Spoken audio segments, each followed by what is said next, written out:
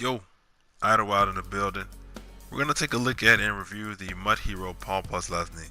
A lot of people got a rant and a raving about him because he's the first and only linebacker with 91 zone.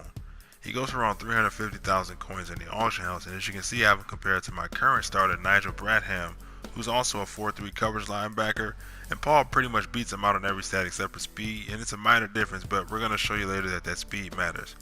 So for this review, I'm going to have Paul in the middle of my defense and on the right side of your screen of my defense, and I'm going to point him out the first couple of times so that you can get used to looking at where he is.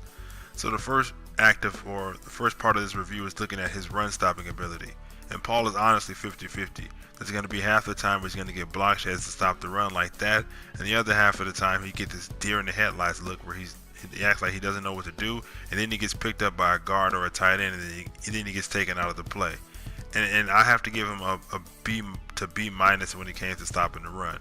He was 50-50 when it came to actual block shedding and getting towards the initial part of the run, but then when it came to pursuit and tackling, he was pretty solid on that. His pursuit is pretty good and his tackling is pretty good, and not that many people broke that many tackles from Paul, so I have to give him credit for that. So overall for the run, I give him a B to B minus. But you see again, there's that deer in the headlights look where he could have came and made a play before that tackle got him, but he wasn't able to make the play. He got stuck and he didn't make the play. And here's that pursuit and tackling I was talking about. He's slow, but he's able to get to the ball carrier in enough time, and he's going to be able to bring him down. He's a very solid tackler. I hope that his block shedding would be a little bit better in actual performance. He has 89 block shed, but it is what it is. Sometimes you got to live with linebackers getting blocked. So now to the crown jewel of why many people get him, and it's that zone coverage. And I'm happy to say that when you move him over to middle linebacker, even if you play him out of position, that 91 zone coverage still works to a T. We're going to replay this play again. We're going to break it down in slow motion just to show you that his 91 zone coverage works and that he's going to be able to react to the ball as the ball is being thrown, or as soon as the quarterback starts his throwing motion, and he's going to be able to zoom over to that ball. Now, he doesn't make the play here, but the important thing to notice is that he's reacting when the quarterback starts his throwing motion, which is what you want from 91 zone.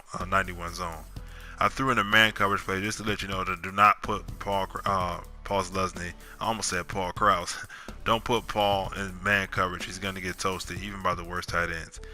We're going to replay this play again because after the patch, we noticed that this animation where a linebacker or somebody gets that swat instead of catching is due to a low catch rating. And that's something after looking through the film after the new patch, I took notice about Paul, is that he didn't catch that many interceptions when he had the chances. And now we know that it's definitely due to a low catch rating and not to the fact that he has close to 60-something, high 60s catching. He's going to be able to catch some interceptions, but I definitely would depend on him to do it down in the down out. But that's something that we have to knock against Paul. I almost said Paul Krause again. There's something we have to knock against Paul, is that he's not going to be able to catch that many interceptions because he didn't get that SWAT animation. And remember when I talked about that speed, he gets exposed when it comes to plays that require him to have speed, whether it's usuring or whether he's left in the open side of the field in coverage. He's going to get burnt to the edge by pretty much every single running back that has any kind of respectable speed. Even LeGarrette Blount is going to burn him. So overall, I would not recommend him for 350 to 380,000 coins.